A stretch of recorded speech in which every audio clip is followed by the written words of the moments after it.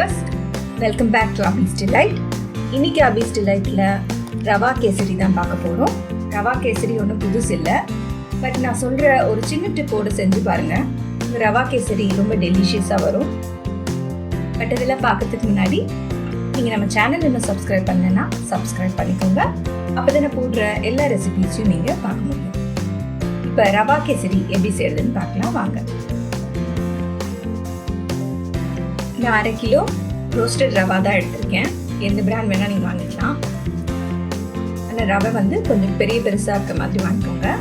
So 2 cup வந்து வரும் 1/2 kilo ரவையில். இதை வந்து நல்லா வறுத்துக்கணும்.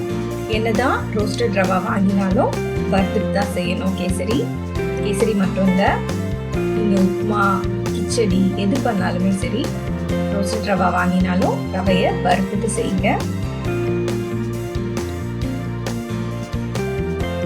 ரவை நல்லா சூடாயிடுச்சு.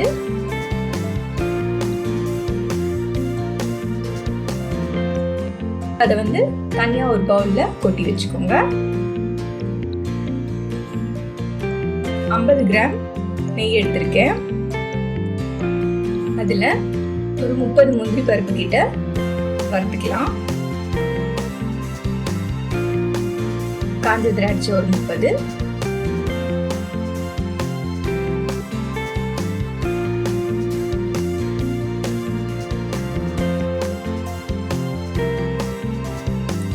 இது எல்லாத்தையும் நல்லா வறுத்துட்டு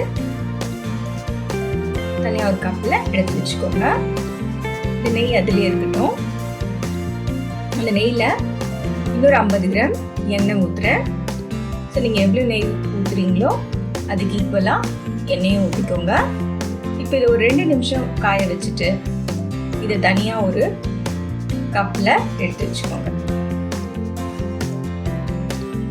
இப்போ அதே பேனில் தண்ணி ஊற்றிக்கலாம்.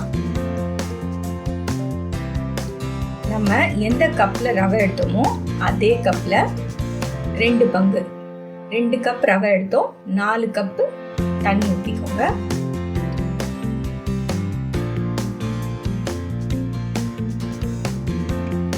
தண்ணி நல்லா கொதிக்கும் போது கேசரி பவுடர் ஒரு 2 பிஞ்ச் போட்டுக்கோங்க.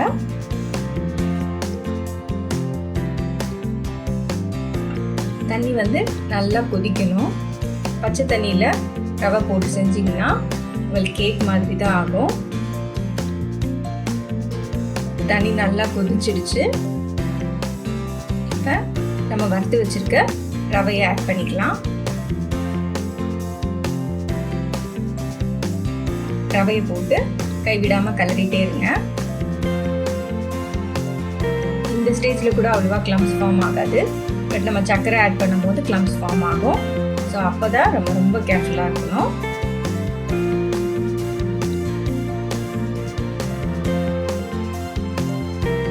ஸோ இந்த மாதிரி கைவிடாமல் கிளறி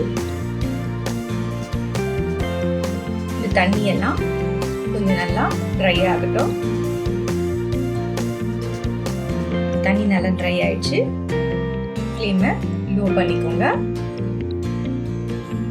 ஸோ நம்ம எதில் ரவை எடுத்தோமோ எதில் தண்ணி எடுத்தோமோ அதே கப்பில் 3 கப் சர்க்கரை நான் ஆட் பண்ணுறேன். உங்களுக்கு சர்க்கரை கம்மியாக வேணும்னா 2 கப் ஆட் பண்ணிக்கோங்க.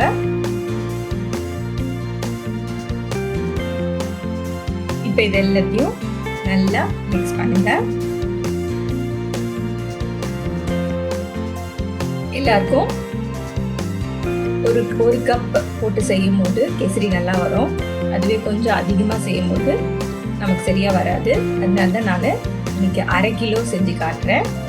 நம்ம எவ்வளோ செஞ்சாலும் இந்த மெத்தடில் செஞ்சு பாருங்கள், கண்டிப்பாக நல்லா வரும்.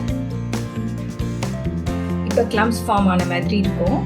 நீங்கள் ஆனால் கைவிடாமல் இப்படி கலரிக்கிட்டே இருந்தீங்கன்னா அந்த கிளம்ஸ் எல்லாமே கரைஞ்சி போயிடும். அப்படி ரொம்ப பெருசாக இருக்க மாதிரி உங்களுக்கு தோணுச்சுன்னா இந்த மாதிரி ஒரு கரண்டி எடுத்து அதை மேஷ் பண்ணி விட்டுடுங்க. நீங்கள் இப்படி பண்ணலனாலும் கிளறிட்டே இருந்தீங்கனாலே சரியாயிடும்.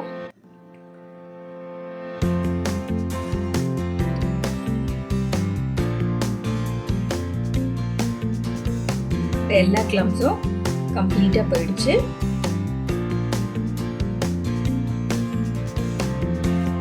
இந்த ஸ்டேஜில் அடுப்பு நல்லா ஸ்லோ பண்ணிட்டு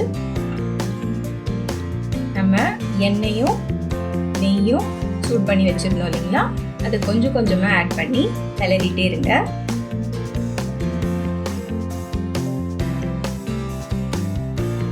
நீங்கள் எண்ணெய் ஊற்றாமல் வெறும் நெய்லேயே செஞ்சீங்கன்னா கேசரி அவ்வளோ நல்லா இருக்காது.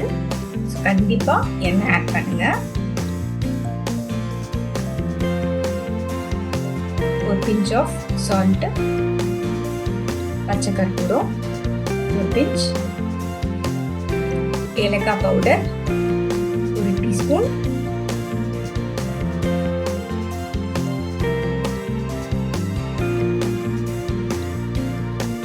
இதையும் நல்லா மிக்ஸ் பண்ணிக்கோங்க.